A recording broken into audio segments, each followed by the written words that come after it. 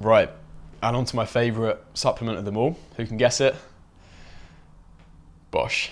Monster, not specifically Monster, but caffeine in general. So we can be seeing caffeine as a supplement, especially throughout a dieting phase when we do need that extra assistance in terms of energy and training performance. So making sure that we're using it to our advantage and not abusing it is a big thing.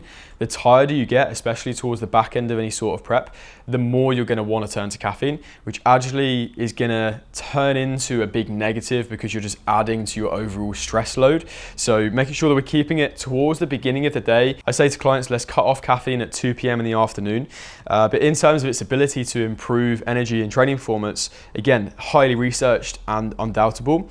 In terms of its mechanism of action, it's going to be, first of all, a stimulant, so it's going to stimulate our sympathetic nervous system and get us a little bit more kind of hyped up and stressed. But its ability to almost trick our brain into thinking that we're not as tired as we are is why people love caffeine. And that basically works by blocking the adenosine receptor within your brain. So essentially, throughout the day, the more energy we actually use, a byproduct of that energy is adenosine. And that adenosine is going to be flowing through our blood. We've then got a receptor to understand how much adenosine is actually built up throughout the day. And the more energy we use, the more our brain then tells us, oh, okay, I need to rest now. And that's why we feel tired a lot of the time. And that blocks it. So the reason why you love your morning coffee and it wakes you up is because it's stimulating you, but it's also blocking the signaling in your brain to say and tell you you're tired because you've been doing too much and you've been sleeping too little. But that's a whole nother video. And that brings us on to sleep quite nicely. So one thing that I'm a big fan of is adaptogenic herbs. So one of my favorite ones to go for is ASHWAGANDHA.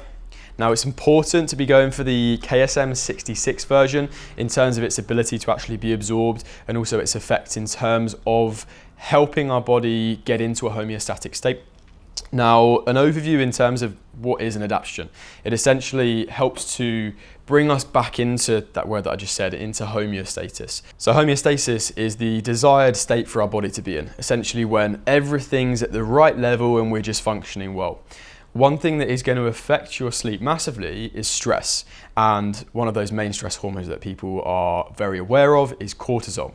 Now, not only will cortisol be stimulating us and putting us into that sympathetic side of our nervous system, which isn't great for sleep, that also has an inverse relationship with melatonin. So if cortisol is high throughout the evening, we're going to see a suppression in the amount of melatonin that we actually produce.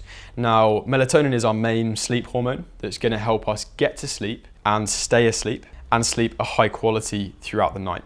So if you can imagine, cortisol high, melatonin low, not great for sleep. So we need to be getting this guy down and this guy up in order to be sleeping as best as possible. So using adaptogens in the evening will help to decrease that overall kind of cortisol. As with any supplement though, we don't want to be just relying solely on that to do the job. We need to be making sure that our lifestyle factors and our evening routine is conducive to us actually relaxing throughout the evening and allowing that natural drop in cortisol and that natural rise in melatonin in order to sleep as best as we can. And especially within a process like I'm going through at the moment, whereby I need to be sleeping well in order to make sure that I can function my best the next day and actually look as best as possible as well, down to sleep's effect on our ability to lose body fat and actually maintain muscle tissue, we need to be prioritizing sleep. And yeah, that's one of the little supplements that can help. And whilst we're on the subject of that, we can actually supplement with melatonin. Now, this is something that I wouldn't recommend to everyone. I wouldn't recommend as a crux year round. However, it is a definite tool that we can use when that equation that I just spoke about becomes tougher and tougher, especially towards the back end of a dieting phase or a prep. So I am currently taking 3 milligrams every single night prior to bed. We don't actually need as much melatonin as a lot of supplement companies dose. So anywhere between 1 and 3 milligrams for a lot of people is absolutely fine. If you're a heavier individual, you can push that slightly higher. However, if we do dose it slightly high, it's almost going to be having a negative impact in the morning because our serum melatonin levels are still going to be high when they should be dropping down when we want to be waking up. So you might notice if you take too much, you might feel tired and groggy throughout the morning. So just make sure that you are taking a fairly low dose, and I would take it about half an hour prior to the time that you want to be going to sleep, and take it at a consistent time of the day as well. Our sleep largely runs off of our body clock, or what's scientifically known as our circadian rhythm, which is basically this 24-hour cycle that our hormones in our body goes through, which sets that natural time that we go to sleep and wake up. So making sure that you are taking that at the same time every night is going to tie into that consistent circadian rhythm that we need in order to optimize our sleep. Next up, this ties into overall health, and it also ties into sleep as well, which is why I've put it in this section, and that is magnesium. So I'm specifically using magnesium biglycinate, which is a form of magnesium that you can have in higher dosages whilst not noticing any negative impact in terms of digestion. If you use other forms of magnesium outside of biglycinate, you might notice that it causes a bit of bloating, a bit of gas. It can actually increase motility as well and cause loose stools. So going for biglycinate is important. And the reason why is because we actually need more magnesium than a lot of people think. A large majority of the population are now deficient in magnesium. So it's important that we are adding this in from a supplementation standpoint. But in terms of its ability to help sleep, it can aid to almost relax the nervous system and just bring our body down into that state that we need to be in to sleep as well. So I typically take a good 500 milligrams pre-bed, and then I take another 100 to 200 milligrams a couple of times throughout the day here as well. So maybe in the morning, and then at lunchtime or post-workout, and then in the evening. So again, one that is highly beneficial. Definitely something that I don't see as often in people's supplementation stack, but it's definitely something that should be a consideration for you. And the last one tying into sleep is one that I'm a big fan of at the moment, and it's Strom Sports Support Max Neuro PM. They do have their normal Support Max Neuro, but this is the PM version, which has a couple of additional ingredients in here in order to aid sleep. So one of the main ones, again, is the adaptogen ashwagandha. So I actually take this and then add in a little bit more ashwagandha through this version, just to bump up the intake. You can push ashwagandha fairly high.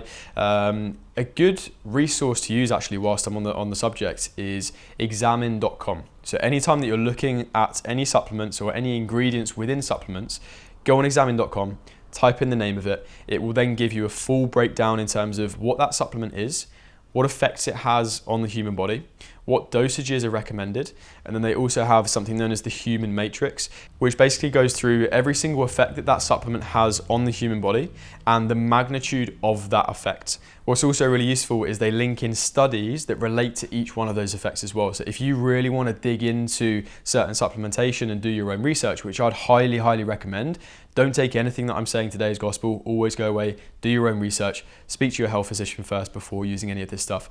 But that is a brilliant place to learn for yourself about the supplements that you're using.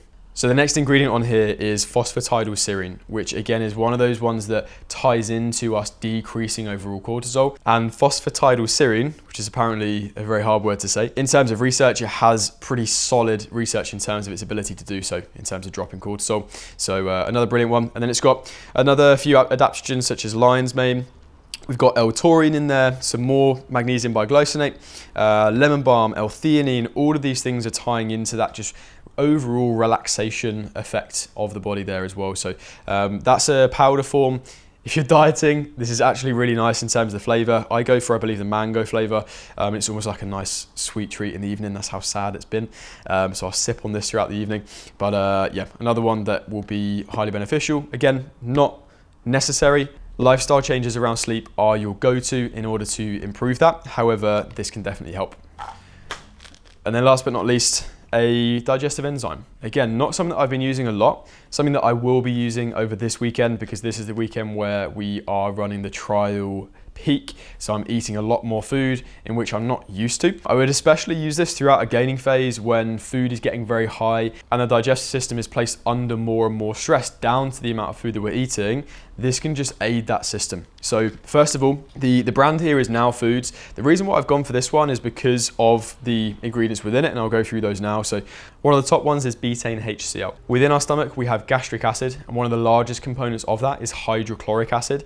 And the function of that acid is to physically break down the food that enters our stomach, especially protein sources there, or whole food protein sources. So that's one that can help, especially if you are eating a large protein serving with that meal. Next up, we've got ox bile. Now, again, within our digestive system, we see bile being produced by the gallbladder that's then released into the small intestine. And the goal of bile is to emulsify fats. And the best way I can describe that in simple terms is, imagine the fat sources we eat as a ball of string, emulsification of that fat would be analogous to untangling that ball of string. So it's not necessarily breaking down the fatty acids, it's just almost making them a little bit more accessible to the enzymes that then do. And then the next main ingredient in here is the pancreatic enzymes. So within their pancreatic enzyme stack, they have the specific dosages in terms of amylase, protease, and lipase. So amylase is the enzyme that breaks down carbohydrates. Protease is the enzyme that breaks down proteins, and then lipase is the enzyme that breaks down fats. So we're covered from all bases there.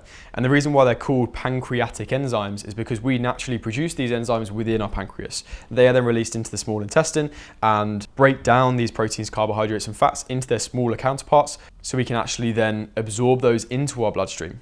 So another non-essential supplement, but something that can help, especially if you are within a gaining phase and eating a lot of food. One important point that I want to cover in terms of digestive enzymes before we finish is that it isn't the first port of call if you are experiencing digestive issues. I would look into detail in terms of your nutrition, in terms of your lifestyle factors, and any other underlying causes of that prior to then using a digestive enzyme. And again, speak to your GP if you are experiencing any issues prior to using a supplement like this.